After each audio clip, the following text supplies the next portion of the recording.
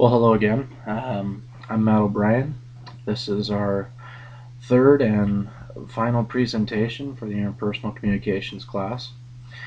Today I'm going to be talking to you about conflict. Okay, and as before, I kind of like to tie in what I learn with the class with what I do in my profession, being a police officer. So I'm going to talk about conflict, and then I'm going to go over some examples on how conflict resolution, gender, how all that plays its part in my job. So, without wasting any time, what is conflict? Well, the book describes conflict as an expressed struggle between two parties, interdependent parties, with incompatible goals. Okay, most of the times, the parties are interdependent of each other, whether they want to admit it or not.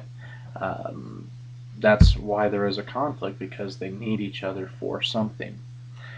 Okay, conflict it's a natural thing. All right, it's impossible to avoid. It's just something that we might even experience it more than we realize. Okay, unfortunately or fortunately, depending on how you look at it, with my job, there's a lot of conflict, not just with people that I'm dealing with on the street, but also with officers and administration and inmates and stuff like that. So there is a lot of conflict in my job, but to me, I enjoy that to a point. But we'll get more into that as we go along. Now there's different conflict styles. Okay, there's competing, collaborating, avoiding, accommodating, and compromising. Okay, what I want to do now is I want to go over each one and explain to you, or give you examples rather, how those play a part in my job. So the first one, competing, which would be the my way, if you will. It's more of a win-lose, I win, you lose. An example of that would probably be like a speeding ticket. Okay, I pull you over. Yeah, we might discuss the speed a little bit, but you're doing 20 miles over the speed limit. Unfortunately for you, you got caught. You're getting a citation. Okay, I win, you lose. There's not a lot of room for discussion there. Okay, collaborating, which is more of an our way, win-win, if you will. Um, Everybody's happy, so to speak. Okay, an example of that would be, say I get called to a family fight or a disturbance at a house, if you will. I get there and turns out nothing physical happened. Husband and wife are fighting verbally. There's really been no other crime other than disorderly conduct, disturbing the peace, stuff like that. So I don't really want to wreck their day or night or whatever it is and stack up charges on them and make them pay all kinds of hellacious fines for something that most married couples do anyway. Rather, we can separate them for the night or the rest of the day, or what have you, depending on the circumstance. And that way, they don't go to jail. They don't have to pay all kinds of fines and have their name in the paper and become embarrassed and all that. Um, the man can go to a buddy's house, woman can go to her friend's house, mom, dad's, whatever. They separate. We're happy, they're happy, everybody wins. Okay. Um, the next type of conflict resolution style would be avoiding, which we try not to do. It's the lose-lose. Okay. When I think of that, I think of having to uh, physically fight somebody to arrest them or something like that. They lose because they're going to jail. I lose because I got in a fight. I don't want to get in a fight. Of course, we all will if we have to, but we try to avoid it. There's more paperwork, more questions, possibility of getting sued, and plus we don't like to go out and act like bullies. So moving on to the next one, which would be accommodating. Okay, that's a lose win. Okay, and it happens. Okay, in law enforcement, believe it or not, sometimes we lose, and it's frustrating. Okay, say I go to another disturbance, another family fight. Okay, um, and I see a woman with a black eye.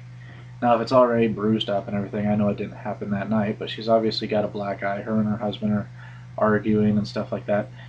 I know in my gut, just like most people would, that we know that he hit her, okay? But she won't sign a statement. She won't report it or anything like that. And the husband tells us to get out of his house. We don't need to be here. Unless we have evidence or have witnessed a crime, we have to leave. Even though we know in our heart what's going on, we'll have to leave, and that's very frustrating. So that's probably my best example for that. Now, compromising, similar to collaborating, in my opinion, is kind of a meeting in the middle, halfway kind of thing. And a good example for that would be, say I deal with an intoxicated person. Okay, we take intoxicated people to jail all the time. Now, if they're a little bit intoxicated, but they're not too bad, or say there's been a fight or something like that. A couple guys got into a fight, nobody seriously hurt, but the cops were called, a bunch of people witnessed it, were upset, all that. We could simply cite them based on what crime class it is. If it's low enough, we can just issue a citation in lieu of arresting them. So in a case like that, I could issue a citation to somebody. They still have to go to court, appear in front of the judge, answer for what they've done, and I've still done my job, and everybody's happy. Okay, so those are a few examples of how the conflict resolution styles play into my job.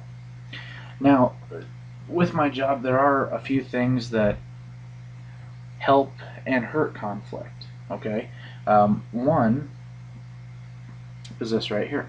Okay, this is my duty pistol. Okay, sometimes people see that and it makes them nervous, which in and of itself may stir up a conflict. Okay, another one would be, of course, my shiny bracelets. All right, they the most oftentimes at a personal fight is when they're being handcuffed, because then for some reason it finally clicks that, oh my God, I'm going to jail. Okay. One thing that we like to use that usually defuses a situation is the taser. Okay. Hopefully you can see that good there. When you turn it on, it emits a laser beam. Okay, and you put the red dot on somebody. Usually that in and of itself makes people calm down. So, great tool, fun to use, hurts like crazy. But the number one, in my opinion, the number one thing that causes conflict in my job is this right here. Okay, this is the badge I wear every day I go to work. Okay, right there on my chest. Some people hate cops. They hate deputies, they hate police officers, they hate troopers, what have you. That in and of itself can just simply cause conflict.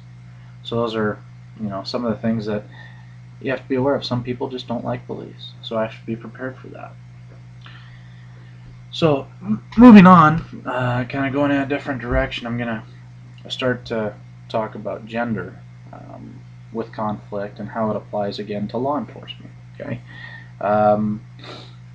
Cynthia Torpa said that the differences between gender when dealing with conflict is that women want to build and strengthen relationships more. They want to approach it on more of an emotional relationship building plane, as compared to men who they want to know what the problem is and solve it, fix it. Problem, solve. Okay, simple as that. Women put a little more emotion to it. Not saying that's a bad thing, but it's just a different style of dealing with conflict based upon gender. So now with conflict, you've got to remember you're going to have nonverbal cues as well. Okay, and going back to gender will dictate the nonverbal cues that you get. Okay, I found it interesting, and I was kind of thinking the opposite way, but men are usually more relaxed during a conflict. Their posture is relaxed, they're not as tense. Where women, on the other hand, are a lot more tense as compared to men. And I always thought it'd just be the opposite. But Shay Coggins did a study on that, and those were her findings. So those were pretty interesting to me. Now, gender conflict with law enforcement, I think it's more of an issue with women, okay, being police officers. I don't think I'd want to be a police officer if I was a woman. But women experience conflict different than men, okay, and they obviously, as we already mentioned, they deal with it differently than men do. Not only do women have to compete with their size and strength, and which creates some bit of a conflict just amongst officers themselves, because some men say women aren't strong enough to be cops. Women can't handle being a cop, and which is not true. It's just they have a different style of dealing with it, dealing with the conflicts that arise in our job. Women oftentimes have to deal with more harassment, either from coworkers or from people that they're dealing with on the street. Oftentimes a very violent man who really has no regard for society or rules or anything like that, or respect for anybody, and for that matter, will more likely attack a smaller, weaker, if you will, female, rather than a guy who is built and strong and would obviously put up more of a physical fight. Um, Carol Archibald submitted a report to the International Associations of Chief of Police, I believe, and stating that departments and chiefs of police and sheriffs need to realize that there is a difference with how the genders deal with conflict, both in the department and in their job. Okay, so it was really wrapping it up and tying up and putting the information out there for the officers to learn from. So it's a great article. Um, so overall, again, conflict is something that we all deal with. Okay, it's impossible to avoid. It's a natural thing, but how you deal with it and how you approach it and approach the other party and get through it will really depend on how you deal with conflict in the future. You know, hopefully you can come up with a collaborating style most of the time, so it's a win-win situation. Unfortunately, it's not always the way it goes, especially in my job, as I know. But I hope you've enjoyed this. Hope you like the guns and tasers. Most people always love seeing those. So hope you enjoyed it, and thanks for your time.